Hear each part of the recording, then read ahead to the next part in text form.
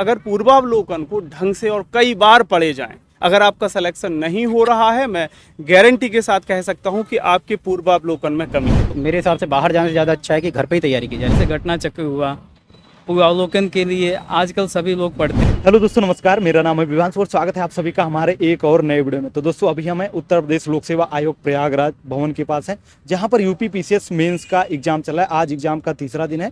GS 4 का paper अभी and होने वाला है। 2 से 5 बजे तक पेपर चलता है। अभी कैंडिडेट्स बाहर निकलने वाले हैं, तो उनसे बात करेंगे कैसा उनका एग्जाम रहा, क्या चीज़ें पूछी गई, कैसा उनका एक्सपीरियंस रहा, सब कुछ आज के इस वीडियो में कवर करने वाले हैं। बस आप लोग वीडियो में एंड तक बनेगा। चैनल को पहली बार है, चैनल को सब्सक्राइब और नोटिफिकेशन बेल को प्रेस कर दीजिएगा, ताकि हमारे वीडियो की रेगुलर अपडेट आप सभी को सबसे पहले मिलती है। हेलो सर, एग्जाम कैसा रहा? एग्ज़ाम ठीक रहा। क्वेश्चन पेपर थोड़ा सा जो है लेंदी था। कुछ क्वेश्चंस तो इतने बड़े हैं कि वो 5-5 लाइन्स के हैं, तो उनको पढ़ने में और फिर उनको समझने में, प्लस साथ में उनके लिए करंट के उदाहरण देने में बहुत टाइम लग रहा है। और सर, आपका नाम और थोड़ा अपने एजुकेशनल बैकग्राउंड। मेरा नाम प्रदीप गौड़ है।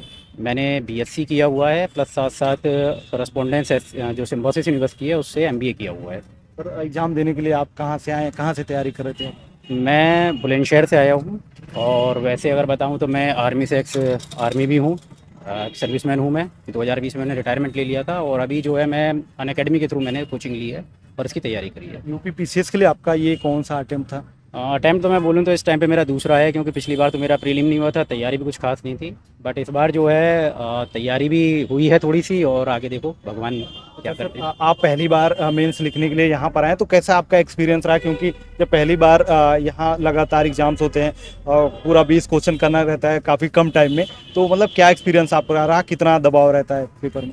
दबाव तो देखो पेपर में पूरा रहता है। अगर आपकी प्रैक्टिस है और आपने जो है घर पे बैठ के मॉक टेस्ट वगैरह दिए हैं, तो एक बार को थोड़ा सा आप ये है कि जो टाइम बिंग में क्वेश्चन सॉल्व करना है तो वो कर सकते हैं। आप ऑनलाइन तैयारी करते थे, तो प्रैक्टिस वगैरह मतलब कैसे करते थे? आंसर राइटिंग प्रैक्टिस वगैरह? आंसर राइटिंग प्रैक्टिस के लिए मैंने जो है उनकी अनअकैडमी के मॉक टेस्ट वगैरह होते हैं, तो उन्हीं को फॉलो किया है, और कोशिश की है कि जितना संभव हो पाए वो चीज़ पूरी हो पाए। और अपनी जो है एक इतना मैंने अंदाज़ा लगाया है कि हाँ, इस टाइम में मैं क्वेश्चंस कंप्लीट कर पाऊँ। अच्छा सर, जैसे कि कोचिंग्स का कितना बड़ा इंपॉर्टेंस रहता है, चाहे हम ऑफलाइन ज्वाइन करते हैं या फिर ऑनलाइन ज्वाइन करते हैं? देखिए, कोचिंग का तो बहुत बड़ा इंपॉर्टेंस है, क्योंकि ये जो मतलब यूपी पीसीएस का सिलेबस है वो इतना अच्छा है कि आप बिना किसी गाइडलाइंस के उसको कवर अप नहीं कर पाएंगे। और मतलब देखिए, कम से कम जो है तैयारी में आपका 1.5 साल तो मिनिमम चाहिए ही चाहिए, और ये बहुत बड़ा टाइम एक होता है अपने आप को पूरी तरह डिवोट करना, और इसके लिए जो है फुल्ली तैयारी करना। और कुछ लोग जैसे कि सोचते हैं कि ऑनलाइन कोचिंग सस्ता पड़ता है, लेकिन कुछ लोग ऑफलाइन कोचिंग ज्वाइन करते हैं, वहाँ पर फीस थोड़ा महंगी ज़रूर रहती है। तो आपको क्या लगता है, मतलब ऑफलाइन कोचिंग ज्वाइन करना चाहिए या फिर ऑनलाइन हमें जाना चाहिए? देखिए, मेरा मानना जो पर्सनल तौर पे ये है कि अगर आपको घर में वो माहौल मिल सकता है और आप अपने आप को इस तरह से डेवलप कर सकते हैं कि घर पे ही रह के तैयारी कर पाएँ और आपको कोई डिस्टर्बेंसेस ना हो, तो मेरे हिसाब से बाहर जाने से ज़्यादा अच्छा है कि घर पे ही तैयारी की जाए। लेकिन हाँ, अगर आपको लगता है कि बाहर ऑफलाइन कोचिंग की जाए और उसमें मतलब आपको एक माहौल मिल जाएगा, और मतलब साथ साथ आपके जो है जो पीयर ग्रुप्स हैं साथ में, उनका भी थोड़ा सा एक सपोर्ट मिलेगा, तो वो एक अलग बात है। लेकिन देखिए, बाहर जाके बहुत सारी परेशानियाँ होती हैं। आपको खाने की व्यवस्था देखनी है, रहने का देखना है, और मतलब घर से दूर रहने का जो एक भावनात्मक संबंध होता है वो भी आपको कई बार प्रेशर में डालता है। तो मुझे तो थोड़ा सा जो पर्सनली कहूँ तो जो घर बैठ के ऑनलाइन तैयारी की है तो बड़ा सेटिस्फेक्शन हुआ है उससे। अच्छा, आप बात करते हैं पेपर 4 की, तो पेपर 4 के लिए आपने मतलब तैयारी तो आपने बताया कि ऑनलाइन आप कर रहे थे, लेकिन क्या सोर्स और कुछ अलग से बुक्स वगैरह फॉलो की थी आपने? देखिए, इसके लिए मेनली तो मैंने अनअकैडमी को ही फॉलो किया है। उस पर अभय कुमार सर थे जिन्होंने मतलब पूरा गाइडलाइंस दिया मुझे इसके बारे में। उसके साथ में फिर एक डीके बालाजी की बुक आती है, जो पूर्व आईएएस है मतलब इस टाइम पर, तो उनकी बुक को मैंने थोड़ा सा कुछ उदाहरण वगैरह के लिए मतलब फॉलो किया, और उसका जो है आज पेपर में थोड़ा सा मुझे फ़ायदा भी हुआ है कि काफ़ी जगह जो एग्जांपल्स से वो कुछ दिमाग में तुरंत क्लिक हुए और आंसर में मैं लिख पाया। और कुछ जैसे कि बोलते हैं सब लोग एग्जाम्पल्स वगैरह, कोटेस वगैरह वहाँ पर कोट करना चाहिए, तो उसके लिए मतलब अलग कहीं आपने नोट करके पहले से रखा था या बुक्स वगैरह में दिया रहता है? नहीं, वो मैं जो आपको बता रहा हूँ कि जो डीके बालाजी की बुक है, तो उस बुक में ही उन्होंने मतलब टॉपिक दिया, उसके जस्ट नीचे उससे रिलेटेड 4-5 आपको उदाहरण दिए हुए हैं, और वो सिंपल ऐसे लाइफ के उदाहरण है कि आप अगर उन्हें 2 बार भी पढ़ लेंगे तो आपके दिमाग में रह जाएंगे। तो मैंने कोई अलग से तो खैर नोट्स नहीं बनाए, हालांकि जो अभय सर के कोचिंग के दौरान जो मैंने नोट्स बनाए थे उन्हीं में कुछ कुछ चीज़ें जो है मैंने नोट जरूर कर ली थी साथ के साथ। और जो छात्र तैयारी कर रहे हैं तो उनके लिए आपका कोई सजेशन या सुझाव रहेगा कि कैसे करें आगे तैयारी? सजेशन तो देखो यही है कि एक बहुत लंबी जर्नी है, और आपको जो है इसके लिए फुल्ली मोटिवेट रहना पड़ेगा। और देखिए, आप कभी भी ये श्योर तो नहीं हो सकते हैं कि हाँ मैंने पेपर बहुत अच्छा लिख दिया है और 100% मेरा इस बार हो जाएगा। क्योंकि अगर बिलीव करें तो भगवत गीता में जो निष्काम कर्म की भावना है, हमें उसी पे चलना चाहिए। अपना काम है सिर्फ कर्म करना, बाकी आगे भगवान मालिक हैं, वो जो भी आपको देंगे और जहाँ तक आप डिजर्व करेंगे वो आपको बेस्ट ही मिलेगा। हेलो सर, एग्जाम कैसा रहा आपका? एग्ज़ाम ठीक रहा। आपका नाम और थोड़ा अपने एजुकेशनल बैकग्राउंड के बारे में। मेरा नाम ब्रजेश सिंह कुशवाहा है और एजुकेशन में मेरा जो है एमए है, नेट है, जेआरएफ है और इसके अलावा मैं निरंतर जो है करीब 7वां या 8वां मेंस लिख रहा हूँ। इसके पहले मतलब मेंस के बाद इंटरव्यू कॉल आई है, इसके पहले? नहीं, इंटरव्यू कॉल तो नहीं हुई, हाँ लेकिन लोअर पीएससी में ज़रूर हुआ है, 2013 में पहला ही था वो। इसके पहले मतलब सिलेक्शन भी कहीं उसमें हुआ? सिलेक्शन तो अभी नहीं हुआ क्योंकि दरअसल पीएससी के अलावा मैंने एग्ज़ाम ही नहीं दिए हैं अभी तक।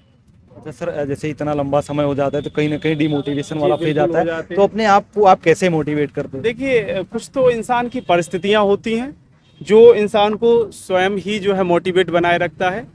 इसके अलावा कुछ आप जैसे दोस्त होते हैं, भाई होते हैं, जो चैनल के माध्यम से भी लोगों को मोटिवेट किए रहते हैं। तो इसके अलावा सर बहुत सारे छात्र जैसे कि मान लीजिए प्री का एग्जाम देते हैं, आपने तो इतना सारा मेंस दिया है, यहाँ तक कि कुछ लोग प्री देते हैं, 1-2 प्री देते हैं, डिमोटिवेट हो जाते हैं, तो उनके लिए आप मतलब क्या कहना चाहेंगे कि आगे मतलब रणनीति कैसे बनाए ताकि डिमोटिवेट ना? हमारे साथ पांडे जी थोड़ा सा यह भी दुर्भाग्य रहा है कि जब हमने तैयारी प्रारंभ की थी उस समय से लेके आज तक लगभग जो है आयोग का पैटर्न 4थी बार बदल चुका है।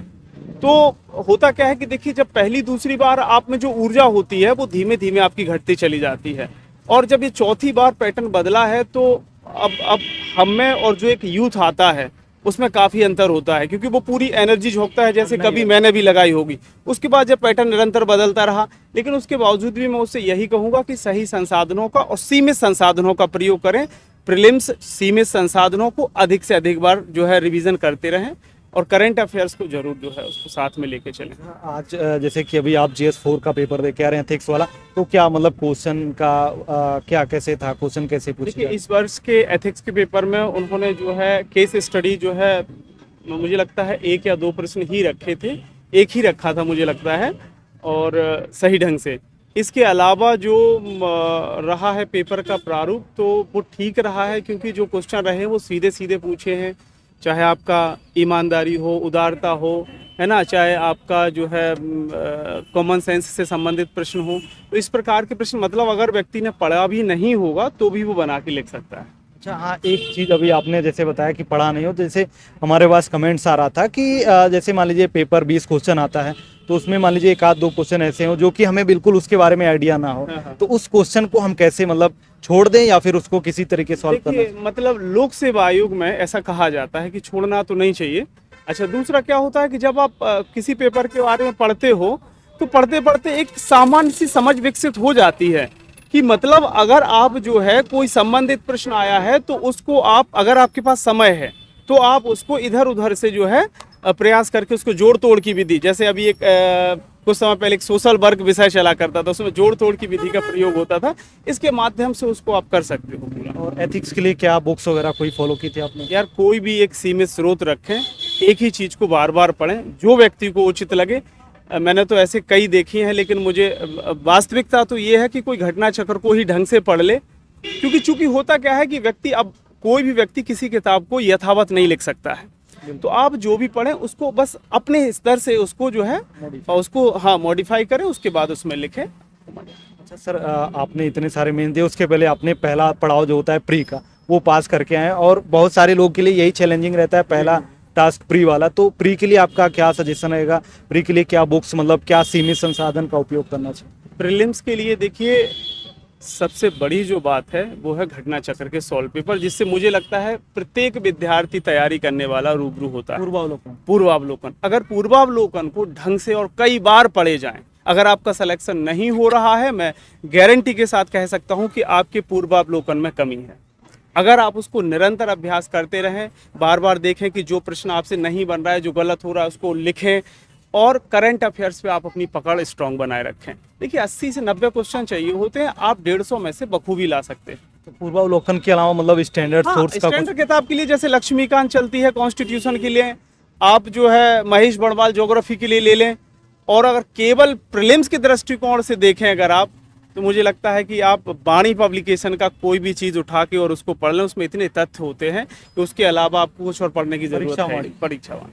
और जैसे कि आपने बताया करंट अफेयर का काफ़ी वेटेज रहता है, चाहे प्री मेंस और यहाँ तक कि इंटरव्यू में भी चीज़ें पूछी जाती हैं, तो क्या सोर्स करंट अफेयर्स के लिए फॉलो करना? देखिए, मैंने तो घटनासार और घटना चक्र को पढ़ा है। और सीसेट भी मतलब काफ़ी लोगों के लिए प्रॉब्लम देखिए, यूपीपीएससी की अगर बात करें तो सीसेट मुझे नहीं लगता है कि ऐसा आता है।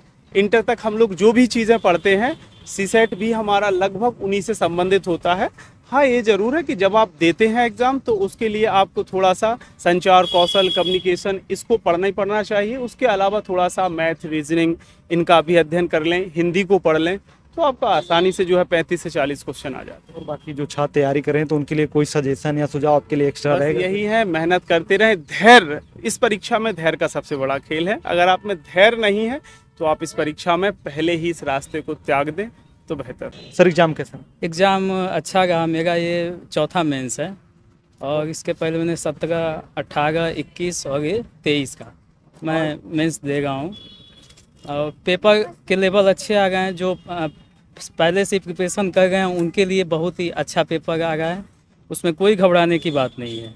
आज जो अभी आप GS4 का पेपर एथिक्स का दे के आ रहे हैं, तो उनके क्वेश्चन पूछने का लेवल क्या था, कैसे क्वेश्चन पूछे गए? जो क्वेश्चन पेपर सेट होते हैं वो पूरी तरह सिलेबस को ध्यान में रख के सेट होते हैं, तो मुझे नहीं लगता कि क्वेश्चन पेपर सिलेबस से बाहर जा रहा है। पूरी तरह से क्वेश्चन पेपर सिलेबस के अंतर्गत ही पूछे जा रहे हैं और उसी के अंदर ही सारे क्वेश्चन समाहित हैं। और GS मतलब एथिक्स के लिए आपने क्या सोर्स मतलब बुक्स वगैरह क्या फॉलो की? एथिक्स के लिए मैंने विजन के नोट्स पढ़े थे और घटना चक्र की जो आती है मेंस की सीरीज उसको देखा था और खुद का मैंने हैंड रिटन नोट्स तैयार किया था।